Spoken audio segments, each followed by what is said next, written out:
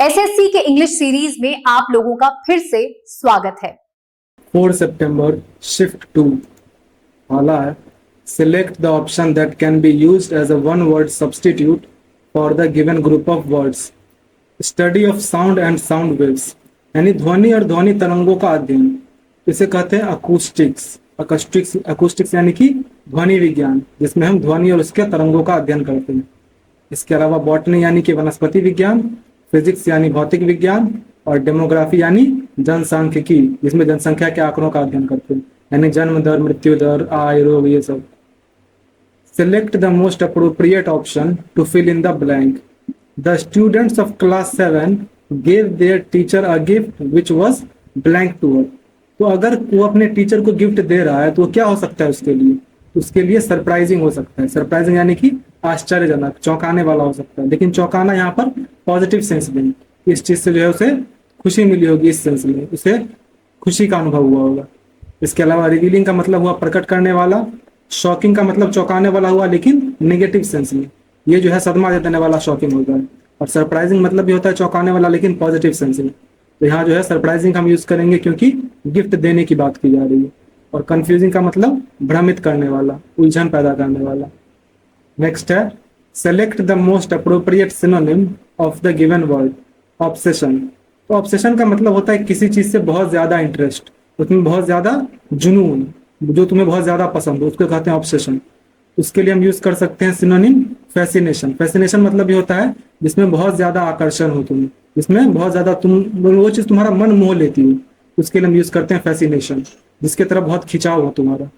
इसके अलावा डिस्क्रिमिनेशन यानी कि भेदभाव, अनकंसर्न यानी कि उदासीनता और सिंपैथी यानी कि सहानुभूति।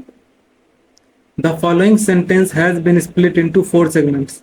Identify the segment that contains a grammatical error and select the option which rectifies that error.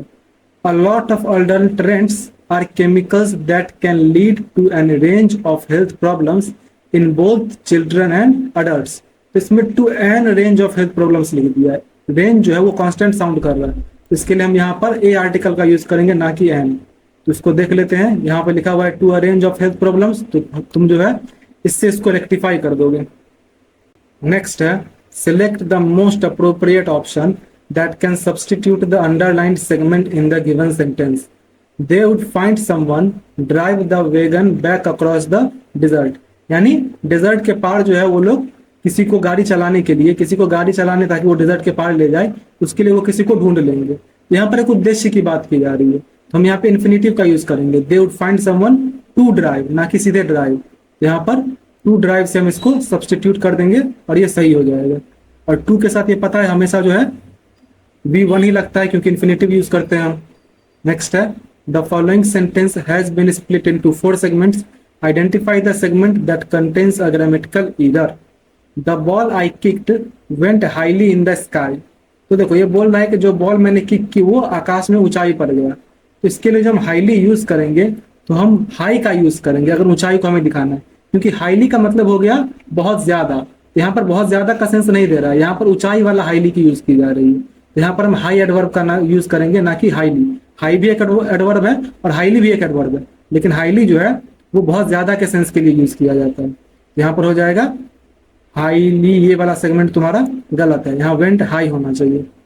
Next है select the most appropriate idiom to fill in the blank.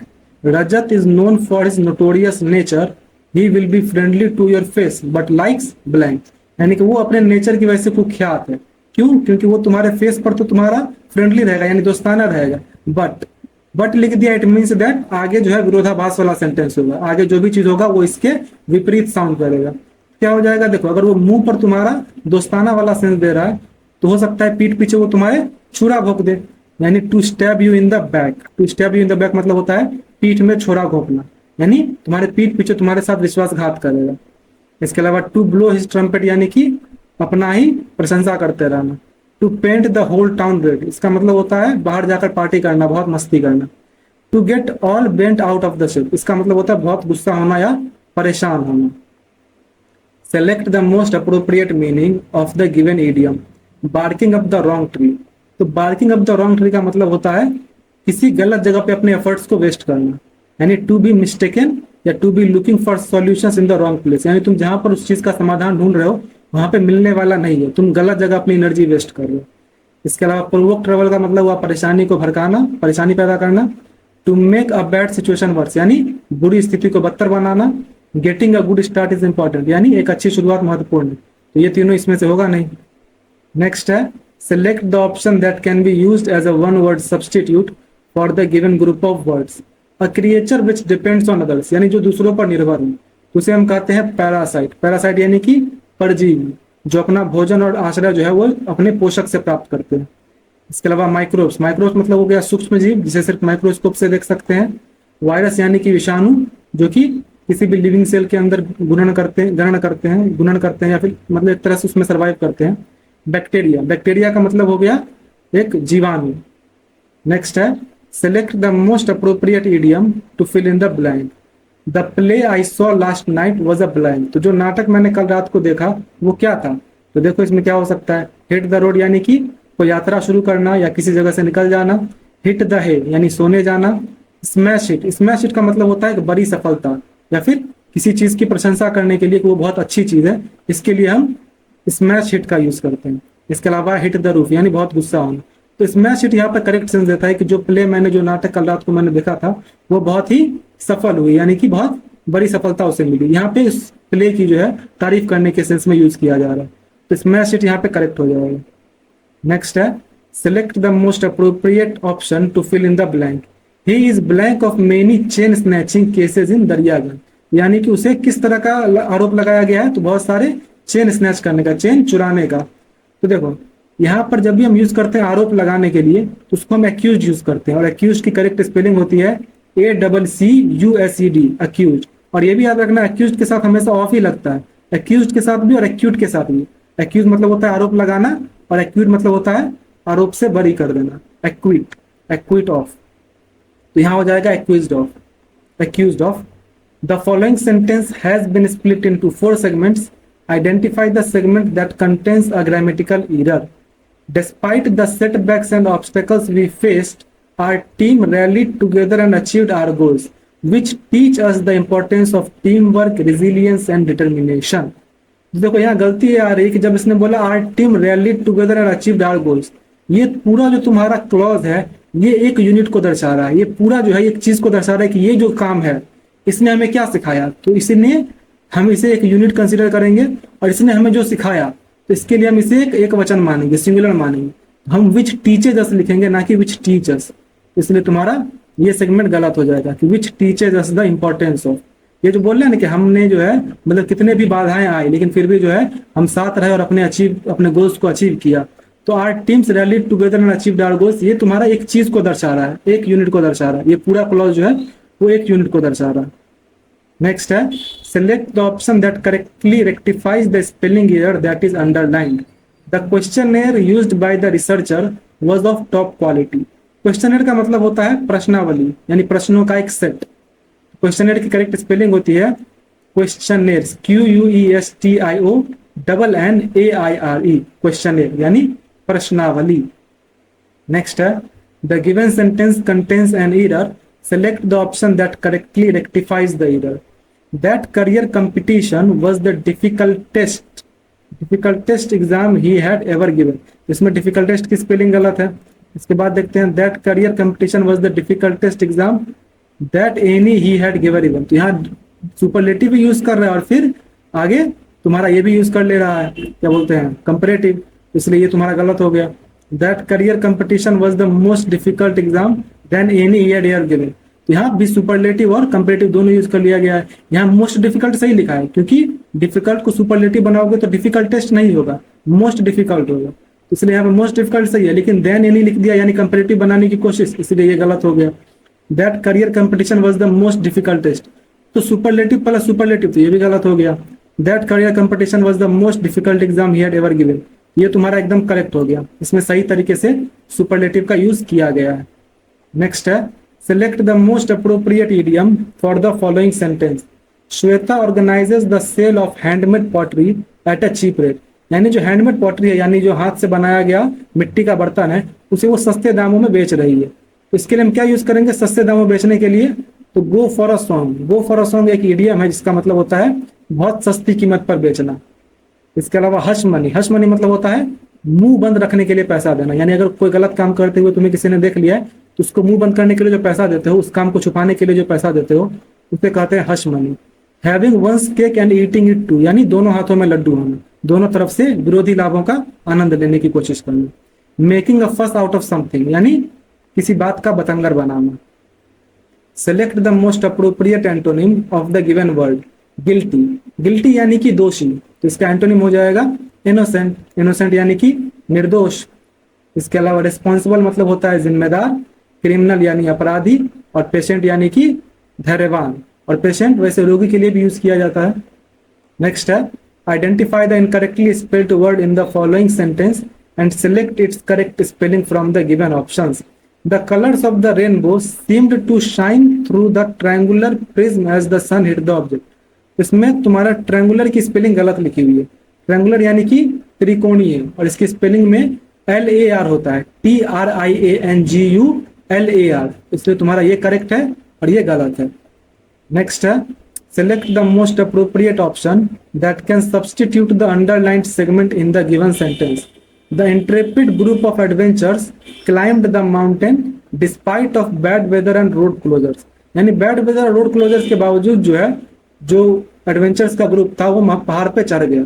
तो जब भी हम यूज करते हैं इसके बावजूद, तो हम या तो इन स्पाइट ऑफ यूज करते हैं या डिस्पाइट यूज करते हैं, डिस्पाइट ऑफ नहीं यूज करते हैं। इसको हम डिस्पाइट से सब्सटीट्यूट कर देंगे तो ये सही हो जाएगा। नेक्स्ट है select the most appropriate option that can substitute the underlined segment in the given sentence. The airplane flowed over the mountain offering the passengers a breath taking view of the majestic peaks below. तो देखो the airplane flowed over, flowed जो है वो flow का V2 है, तो इसका मतलब हो गया बह गया, लेकिन एरोप्लेन बहता नहीं है, एरोप्लेन उड़ता है। तो इसके लिए हम यूज करते हैं फ्लाई, और फ्लाई का अगर हमें V2 बोलना है तो फ्लाई का V2 होता है फ्ल्यू, ना कि फ्लो। यहाँ हो जाएगा द एयरप्लेन फ्ल्यू ओवर, ना कि फ्लोड ओवर। और फ्ल्यू बियॉन्ड नहीं होगा क्योंकि माउंटेन्स के परे थोड़ी जाता है, माउंटेन्स के ऊपर से वो गुजरता है, यानी पहाड़ के ऊपर से जो है वो उड़ रहा है, इसके लिए हम फ्ल्यू ओवर का यूज करेंगे। नेक्स्ट है select the most appropriate antonym of the given word. Ecstasy, ecstasy का मतलब होता है बहुत ही खुश, यानी परम आनंद। इसका एंटोनिम हो जाएगा डिस्पेयर, डिस्पेयर का मतलब होता है निराशा। यूफोरिया का मतलब हो गया उल्लास, यानी ये भी खुशी जैसा हो गया। कोर्स, कोर्स मतलब होता है मोटा या अशिष्ट, जो कि बनावट में जो है बहुत भद्दा टाइप का। नेचुरल मतलब हो गया प्राकृतिक। अब है कंप्रहेंशन पैसेज, ये बड़ा था इसलिए मैंने 2 स्लाइड में कर दिया है, एक स्लाइड ये रहा, अब दूसरा स्लाइड ये रहा। तो एक बार पढ़ लो और फिर तुम लोग बना लो। क्वेश्चन दिखा दे रहा हूँ, 1 2 3 4 5। आई होप तुमने बना लिया होगा। अब मैं बनाता हूँ। As a boy I was always exploring lonely places, neglected gardens and orchards, unoccupied houses, patches of scrub और waste land, the fields outside the town, the fringes of the forest. यानी कि वो जब बच्चा था तो उसे जो है बहुत सारी ऐसी जगहों पे घूमने का शौक था जो खाली हुई। ठीक, इसके अलावा क्या बोल रहा है, on way of my rambles blank the bungalow, यानी कि मेरी एक यात्रा के दौरान, रैम्बल्स मतलब यात्रा होता है, on one of my rambles the blank the bungalow I pushed my way through a thicket of lantana bushes. यानी उसके बंगलो के यहाँ पर प्रीपोजिशन में हम क्या यूज कर सकते हैं, तो देखो आगे सेंस क्या दे रहा है, pushed my way through a thicket of lantana bushes and stumbled over a thick stone slab, यानी झाड़ियों के बीच और पत्थर का सेंस दे रहा है। तो क्या हो सकता है, देखो before, behind, by dint of या बिलो। तो देखो बिफोर का मतलब होता है उसके सामने, तो किसी भी बंगले के सामने तुम्हें झाड़ियां और पत्थर ये सब तो नहीं ही देखने को मिलेगी, इसलिए बिफोर नहीं होगा। बिहाइंड मतलब होता है पीछे, तो ये सबसे करेक्ट सेंस दे रहा है कि बंगले के पीछे, बंगले के पीछे जो है उसकी झाड़ी वगैरह हो सकती है। By dint of, by dint of हम यूज करते हैं जब किसी चीज का कारण बताना हो, और बिलो का मतलब हो गया नीचे, तो बंगले के नीचे तो भाई टहलना संभव नहीं है। तो एक दिन जब वो अपने बंगले के पीछे, बिहाइंड द बंगलो, टहल रहा था, तो उसने क्या किया, I pushed my way through a thicket of lantana bushes and stumbled over a thick stone slab, यानी कि वो जो है पत्थर से टकराया। Twisting my ankle slightly as I fell, तो वो गिर गया और उसका जो है पैर में चोट लग गई या फिर मोच आ गया। For some time I sat on the grass massaging my foot, तो थोड़ा देर वो बैठ के अपना पैर का मसाज किया।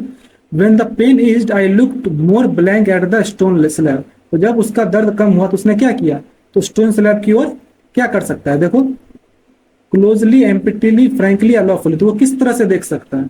तो स्टोन स्लैब को यानी उस पत्थर को वो क्लोजली देखेगा, यानी ध्यानपूर्वक या नजदीकी से देखेगा।